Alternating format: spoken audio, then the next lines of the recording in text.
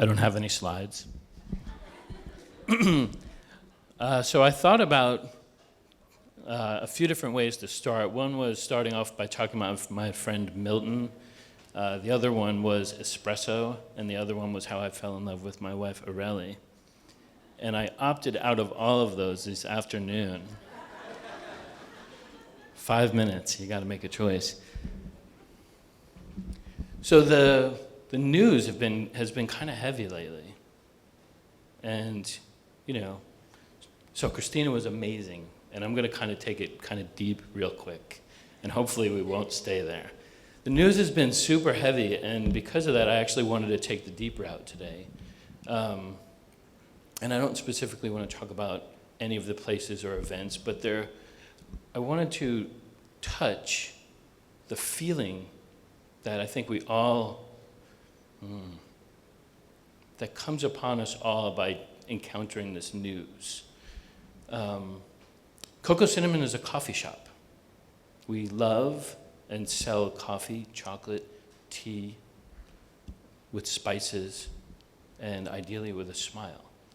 And in part, our basic job is simply that. It's to serve something, hand it across the bar, and have a moment in somebody's day where we can make them feel good.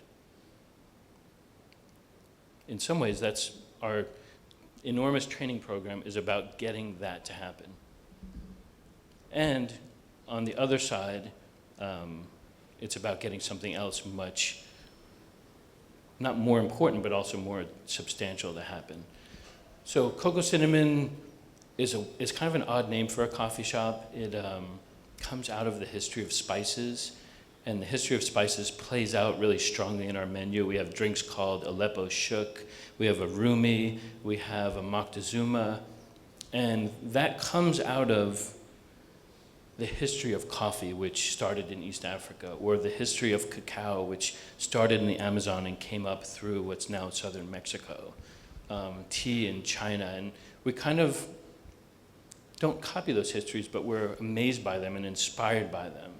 And so our whole menu embodies that, and then our design plays off of it.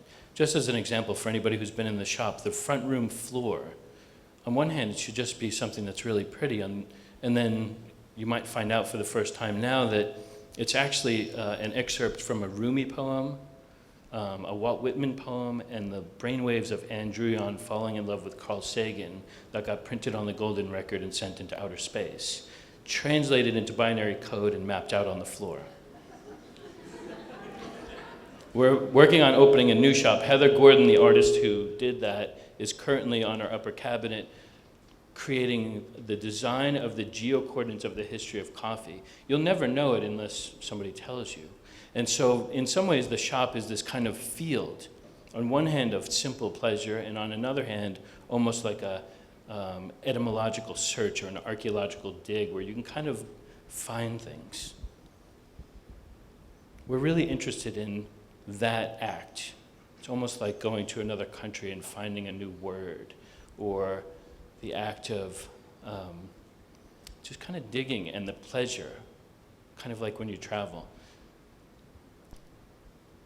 The way that plays out, that applies to tonight, that we're interested in, is something that we almost hardly ever talk to the public about, and I'm going to do so now in our training program. So we put a lot into our training program. We literally, before somebody hits the register, they've spent 7 days of intensive training.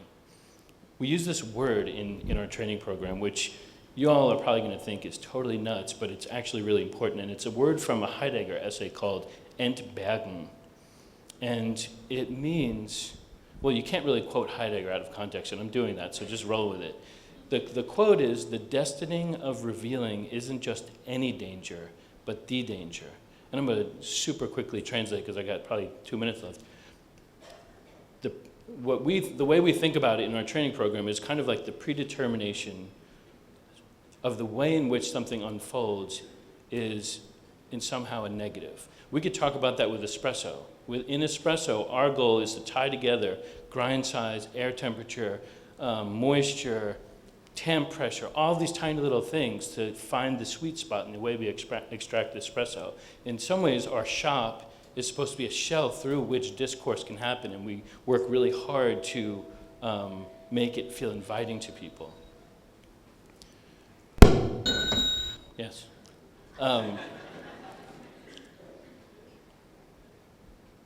I bring this word up because, one, we talk about it in our training program. We never talk to the public about it.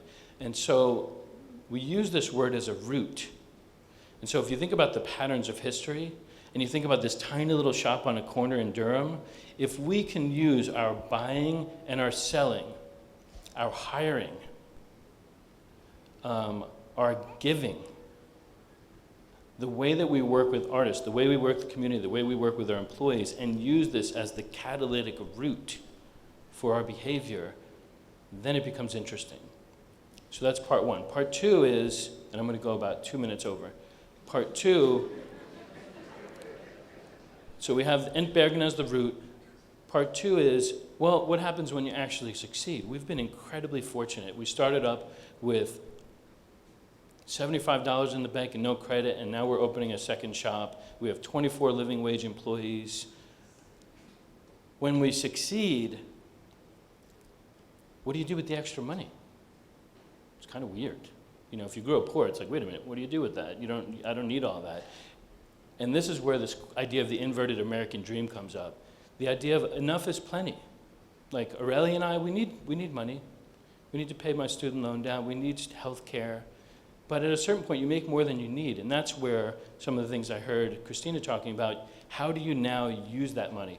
And then you step back and say, how can we use this business to live the most amazing lives and to participate in creating amazing lives with our employees and with our community?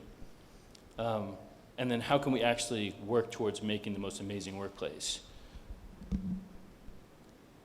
The one hesitation I have in discussing social entrepreneurship is it's not a finished thing. It's like being healthy. It's never even close. But you use your root idea and you create your patterns and you create your production and your systems and your engagement to follow this Entbergen for us as best as possible, and it starts producing results. For us so far in 3 years, last year we bought 90.2% of our goods and services from North Carolina companies. We have 24 crew members, all of whom are paid above living wage, and we are working towards career wages for long-term employees. We are able to give paid time off for longer-term folks, and I'm getting off the stage. That's pretty much it. Using the patterns for allowing this stuff to come out.